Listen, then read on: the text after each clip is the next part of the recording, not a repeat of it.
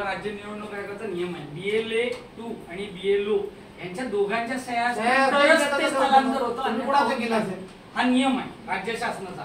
आता तुम्ही जिओग्राफिकलचा जेव्हा विषय सांगता 850 नावं जेव्हा इकडे येतात मग तेव्हा जिओग्राफिकलचा नियम त्याला लागू होत नाही का, हा पहिला प्रश्न। आणि जेव्हा स्थलांतरित जेव्हा म्हणतो तेव्हा शिक्का मारणं साहेब सोपं आहे।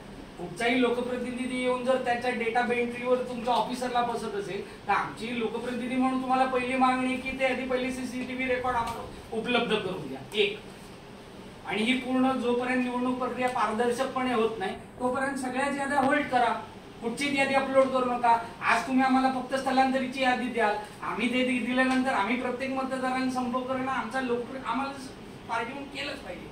पण तुम्ही स्थलांतरित केले त्याला BLO जसा पार्टीकडनं एक देतो तशा सगळ्या राष्ट्रीय पक्षांची सही आहे का दाखवा, आणि तुमच्या कुठच्या बेसवर त्यानं स्थलांतर केलं याची 4 ओळखीचं नोटिफिकेशन द्या आम्हाला। आम्ही तुमच्याकडे साहेब बघा त्या दादांनी सांगितलं तुमच्याकडे अर्ज केलाय, तुम्ही आता इथे विचारताय की या मॅडम आपण त्याच्यावर कारवाई काय केली, मग कारवाई केली असेल तर मॅडमने त्यांना 2 ओळीचं उत्तर दिलं पाहिजे ना, तुमचं या कार्यालयाकडे उत्तर तुमचा अर्ज प्राप्त झालाय याच्यावर यथोचित कारवाईसाठी पुढे पाठवलंय ते विचारलं नसतं त्यांनी।